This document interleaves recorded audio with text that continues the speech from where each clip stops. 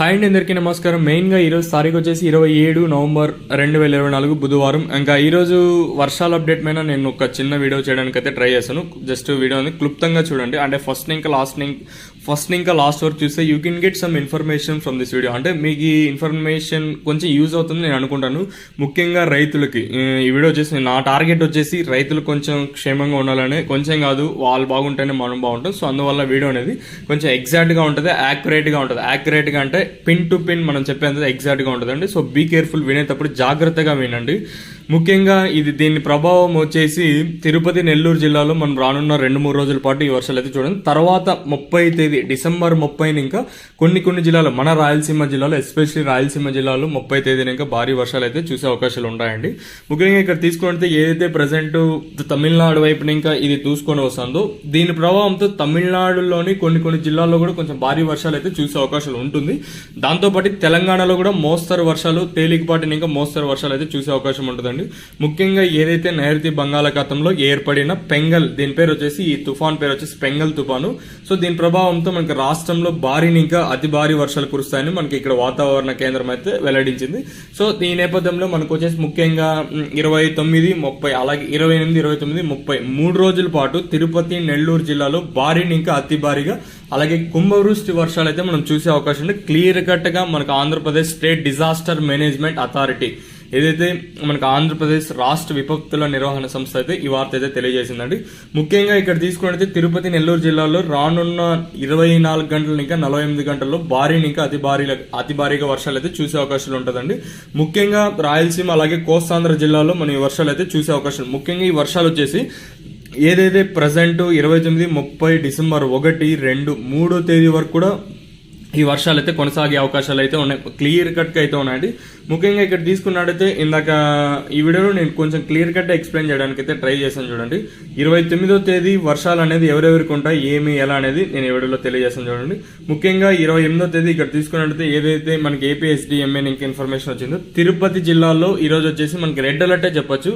రేపు, ఎల్లుండి వరుసగా 3 రోజుల పాటు తిరుపతి, నెల్లూరు జిల్లాలకి కొంచెం రెడ్ అలర్ట్ అనే చెప్పొచ్చు. వీళ్ళకైతే రెడ్ అలర్ట్ అయితే జారీ అయింది. So anyway be careful Tirupati, Nellore జిల్లాలు. తర్వాత వచ్చేసి దాంతోపాటు అన్నమయ్య, చిత్తూరు జిల్లాలో కూడా దీని ప్రభావం కొంచెం క్లియర్ కట్ గా ఉన్నాయండి. ఏదైతే తిరుపతి, నెల్లూరు జిల్లాలతో పోల్చుకున్నట్లయితే అన్నమయ్య, చిత్తూరు జిల్లా కొంచెం తక్కువగా ఉన్నాయి. మిగతా జిల్లాలకి ఏదైతే ప్రజెంట్ 28వ తేదీ అంటే రేపు శ్రీకాకుళం, పార్వతీపురం మన్యం, విజయనగరం, విశాఖపట్నం అలాగే కోనసీమ జిల్లాలో మనం కూడా తేలికపాటి ఇంకా మోస్తరు వర్షాలు అయితే ఈ జిల్లాలో కూడా చూసే అవకాశాలు అయితే క్లియర్ కట్ గా అయితే ఉన్నాయండి.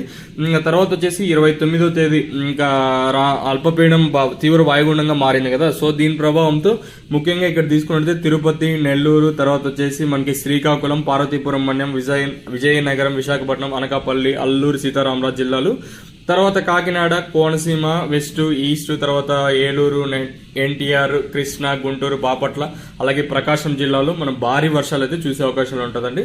తర్వాత ఏదైతే 29 వరకు ఈ వర్షాలు చూస్తే తర్వాత 30 తేదీని ఇంకా సత్యసాయి జిల్లా, నెల్లూరు, తర్వాత వచ్చేసి వైఎస్ఆర్ కడప, అన్నమయ్య, చిత్తూరు, తిరుపతి జిల్లాలో 30 తేదీనిక ఈ జిల్లాలు స్టార్ట్ అయితే మనకి రేపటి నుంకే మనకి శ్రీకాకుళం, పార్వతీపురం మన్యం, తర్వాత అల్లూరు సీతారామరాజు, అనకాపల్లి, కాకినాడ జిల్లాలో మనం ఈ పొద్దుటి నుంకే వర్షాలు అయితే చూసే అవకాశాలు ఉంటుందండి. రాయలసీమ జిల్లాలో వర్షాలు వచ్చేసి భారీగా వర్షాలు వచ్చేసి మనకి రేపటి ఇంకా రేపు, ఎల్లుండిలోగా కొంచెం మన భారీ వర్షాలు అయితే చూసే అవకాశాలు ఉంటుందండి. ముఖ్యంగా రాయలసీమ, సత్యసాయి, అనంతపురం, వైఎస్ఆర్ కడప, మన అన్నమయ్య, చిత్తూరు జిల్లాలో కొంచెం భారీ వర్షాలు చూసే అవకాశాలు ఉంటుందండి. ముఖ్యంగా తిరుపతి, నెల్లూరు జిల్లాకు మాత్రం ఈ 28, 29 మాత్రం భారీ వర్షాలే ఉండే అవకాశాలు అయితే ఉన్నాయండి. తర్వాత 30 తేదీన ఇంకా మన రాయలసీమ జిల్లాలో సత్యసాయి, అనంతపురం, వైఎస్ఆర్ కడప, తర్వాత వచ్చేసి మన అన్నమయ్య, చిత్తూరు, తిరుపతి జిల్లాలో మన భారీ వర్షాలు 30 తేదీన ఇంకా డిసెంబర్ 30 తేదీన ఇంకా చూసే అవకాశాలు ఉంటుందండి.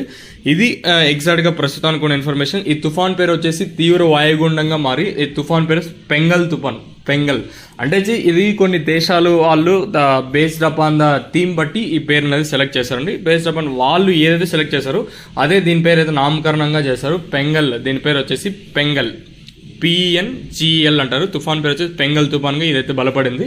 సో రానున్న 24 గంటలు ఇంకా 48, 72, 96 గంటల్లో ఇదైతే భారీ వర్షాలను ఇంకా అతి భారీని ఇంకా అత్యంత భారీగానే మనం వర్షాలు అయితే చూసే అవకాశాలు ఉంటుందండి. సో ఇది ఏ నష్టాన్ని మిగులుస్తుంది, ఎవరికి ఎంతెంత ప్రభావం చూసే అవకాశం ఉంటుంది ఏమనేది రానున్న రోజుల్లో తెలుస్తుంది.